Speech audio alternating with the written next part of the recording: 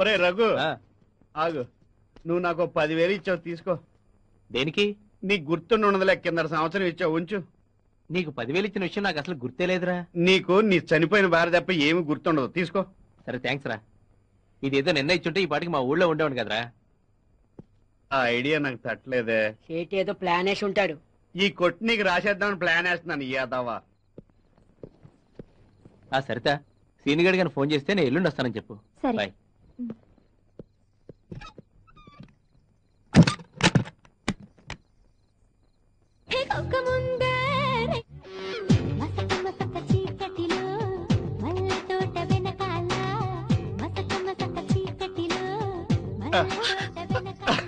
ఇంట్లోకి మీరెప్పుడు వచ్చారు? నువ్వు కిచెన్ లో ఉన్నప్పుడు, మీ ఆయన బాత్రూమ్ లో ఉన్నప్పుడు నేను సీక్రెట్ గా వచ్చి మీ బెడ్రూమ్ లో మంచం కింద దాక్కున్నా. రాత్రి పెళ్ళం ఊరెళ్తే సినిమా చూసా, మొగుడు ఊరెళ్తే అలా ఉండదో చూద్దామని వచ్చా, చేద్దామని వచ్చాను. మా ఆయన ఊరెళ్తున్నట్టు మీకెలా తెలుసు? బలేదానివే, నేను అప్పున్నానని చెప్పి డబ్బు ఇచ్చి పంపించింది నేనేగా. ఇదిగో సరిత, ఇన్నాళ్ళు ఏవేవో సాకులు చెప్పి తప్పించుకుంటున్నావు, ఈ వేళ మాత్రం కుదరదు. రాత్రి పగలు సరేనా? ఏంటి సరే? ఇదే ప్లాన్ 2 రోజుల తర్వాత చేసుంటే ఇద్దరికి బాగుండేది కదా. ఎందుకు? ఓహో, ఈ 3 రోజులు నువ్వు నీ 4 రోజుల నుంచి చేసిన ప్లాన్ అప్సెట్ అయింది. చచ్చా, నా ప్లాన్ గురించి నీకు ముందే చెప్పినా బాగుండు. మీ ఆయనకి డబ్బు ఇచ్చేవాడు కాదు, ఆడు పట్టుకు పోయాడు. సరే, నా టైం బాగాలేదనుకుంటాను. సెకండ్ షో సినిమాకి వెళ్దామా? టిఫిన్ అన్నా చేయొచ్చు. సారీ అండి, అలసటగా ఉంది. హాయ్, మీ వైఫ్ కా? నేను వైఫ్ కి ఇచ్చేంత ఎదవన కాదు, నా డార్లింగ్ నీకే. బ్యూటిఫుల్. 30,000 దోల.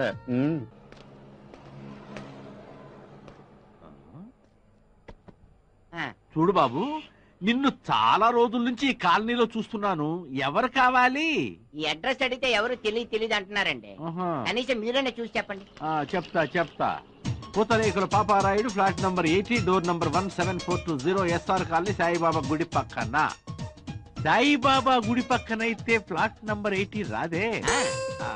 చూడనాయనా, ఈ అడ్రస్ ఎవరో నీకు తప్పు రాసిచ్చారు. మా బాబాయ్ గారు కరెక్ట్ గానే రాశారండి. విజయవాడ వెళ్ళి ఎస్ఆర్ కాలనీలో ఎవరిని అడిగినా సరే తప్పిమని చెప్పేస్తారని చెప్పాడండి. ఎందుకు చెప్తారు? ఎందుకు చెప్పరు? నిన్ను తగలయ్యా.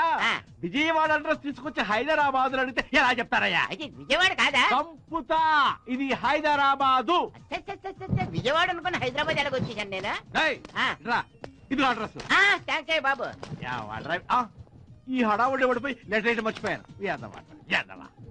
అబద్ధాలు చెప్పకరా. నిన్న వెళ్ళిన వాడి వాళ్ళు వచ్చేసావు.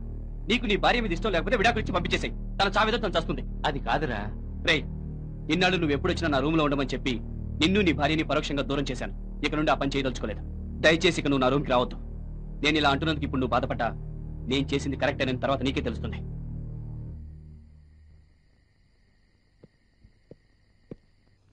అన్ని సరిగ్గా ఉన్నాయి లేవయా? ఇదిగో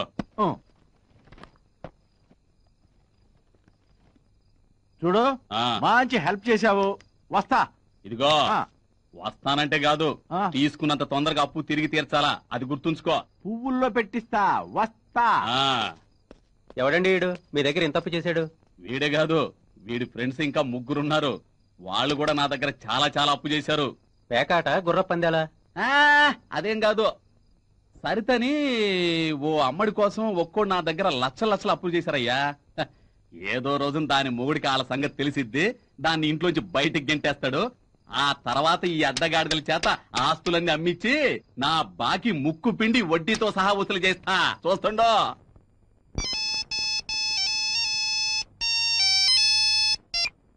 హలో. హాయ్. సరిత గారా? అవునండి. నిద్రపోతున్నారా?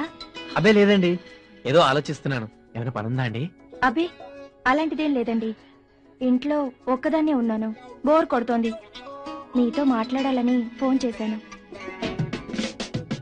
పక్కన మీ ఆవిడేమైనా ఉందా? ఉంటే ఉందిలే, పర్లేదు చెప్పండి. మీ ఆవిడ వింటుందేమో, కాస్త పక్కకెళ్ళి మాట్లాడండి. డోంట్ వరీ, నిద్రలో ఇది కుంభకర్ణుడి చెల్లెల్లే. పడుకుంటే తెల్లారే వరకు పందిలా నిద్రపోతుంది. అవును సత్య గారు, ఇంకా రఘు రాలేదా?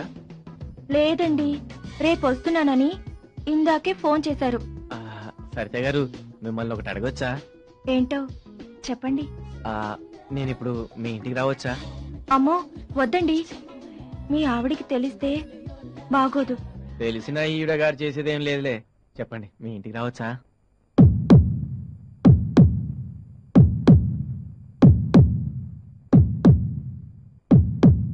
మీ ఇష్టం. సరితో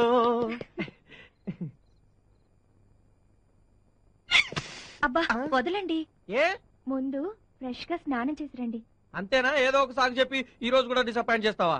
అలాంటిదేమీ లేదు కానీ ముందు స్నానం చేసి రండి. ఒక్క నిమిషం. దేనికి? రాత్రి అంతా నిద్రపోకుండా ఉండడానికి. ఓ అంతేనా? ఇంకా దేనికో అనుకున్నాలే. చ చ మనది ఉక్కు ఉక్కు శరీరం. ఈ బాడీకి మందులు మాకులు అక్కర్లేదు తెలుసా? ఎంతటి మగధీరిలో చూస్తాగా, వెళ్ళి స్నానం చేసి రండి.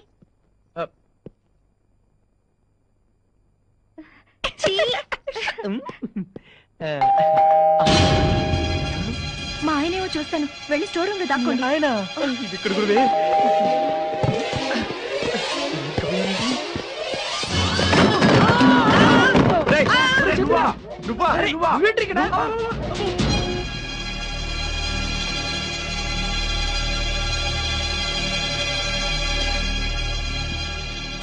మిమ్మల్ని చూశాక నాకు అర్థమైంది ఏంటంటే 1 lakh దీనికి ఇచ్చా పట్ట. నువ్వు ఉత్తి 1 lakh, నేను 2 lakhs ఎస్టిడి బూత్ అమ్మి. ఈ బూత్ పనిక బోర్డుది 2 లక్షలు అయితే మాదాపూర్ లో కొత్తగా కట్టిన ఇల్లు అమ్మిచ్చాను, దానికి 4 లక్షలు. ఆపండి.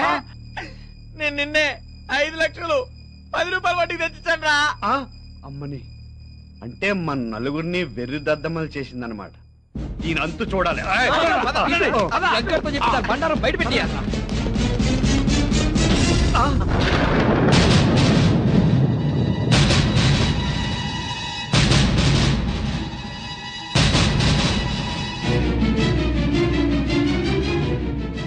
ఏంట్రా వీడి భార్య ఇంకా బతికే ఉందని ఆశ్చర్యపోతున్నారా?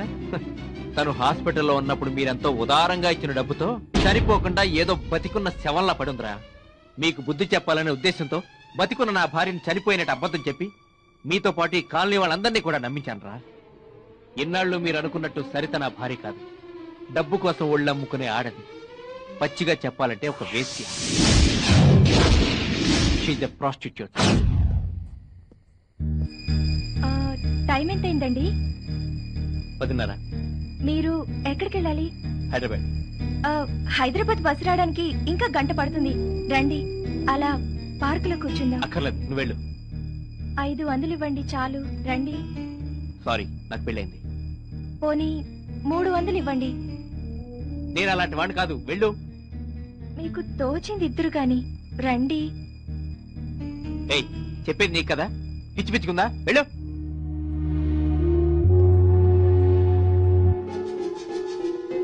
ఏమండి, నీకు డబ్బులు వచ్చే మార్గం ఒకటి చెప్తాను, చేస్తావా?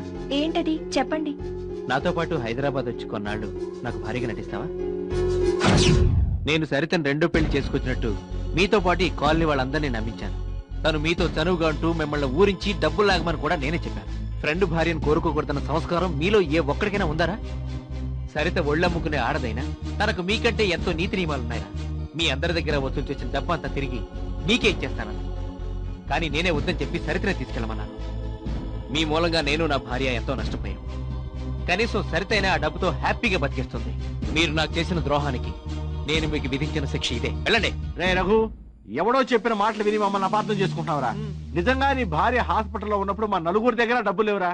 అయినా మా దగ్గర డబ్బులుంటే నీకు ఇవ్వక ఇంకెవరికి ఇస్తాం? ఏరా ఏవండి చలపతి గారు, చిట్ ఫండ్ కంపెనీ 5 లక్షలకు షూరిటీ కావాలని అడిగితే వెనక ముందు కూడా ఆలోచించకుండా సంతకం పెట్టాను. కానీ తమరు షాప్ లో దాక్కు నుండి కూడా కుర్రాడి చేత లేనని అబద్ధం చెప్పించలేదు.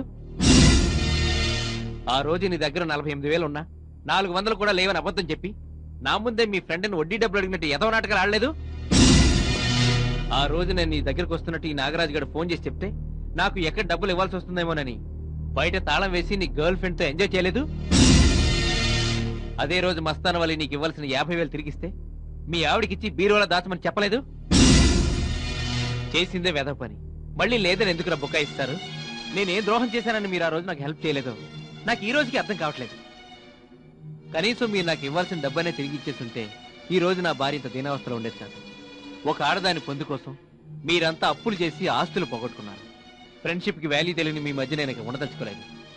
ఇక జీవితాంతం అప్పులోడికి వడ్డీలు కట్టుకుంటూ చావండి. ఒరే రఘు, ఇంకేం చెప్పదు. మీ మొహం చూస్తేనే అసహ్యం వేస్తుంది. రేపే నేను ఈ కాలనీ విడిచి వెళ్ళిపోతున్నాను. వెళ్ళండి.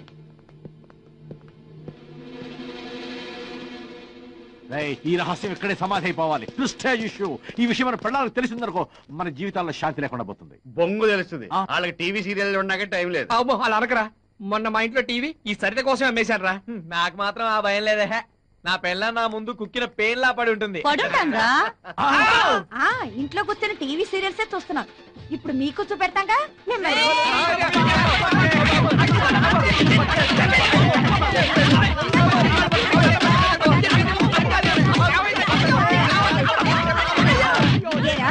పెళ్ళే ఇన్నేళ్ళైనా 2 రూపాయలు పెట్టి మళ్ళీ పులు కొని పెట్టావరా? దానికి డైమండ్ రింగ్ కొని పెట్టావా? Diamond ring. ఏంటో ఇది మొగుడు చూడుకుంటూ రోడ్డు మీద రెక్క వచ్చిందని కొడతాం. ఇంటి దగ్గర కూర్చొని మాట్లాడుకుందాం పద.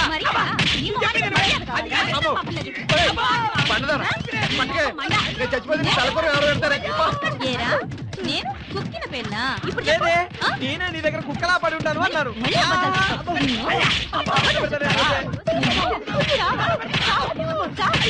పద్మ సావు బతుకుల్లో ఉంటే రఘు వచ్చి సాయం అడిగితే డబ్బులు లేవని అబద్ధాలు చెప్తారా? నీ మొహాలు మంట. మిమ్మల్ని తగలయ్యా. బంగారం అమ్మేదమ్మా. ఏయ్ సరిత, ఏయ్, ఇంకా ఆవిడ గారిని మర్చిపోలేదా? యాండి, ఒకవేళ నేను చనిపోయి ఉంటే ఏం చేసేవారు? పిచ్చోడు అయిపోయేవాడిని. అదేంటి, మళ్ళీ పెళ్లి చేసుకునేవారు కదా? ఏమో, పిచ్చోడు ఏమైనా చేయొచ్చు. ఈ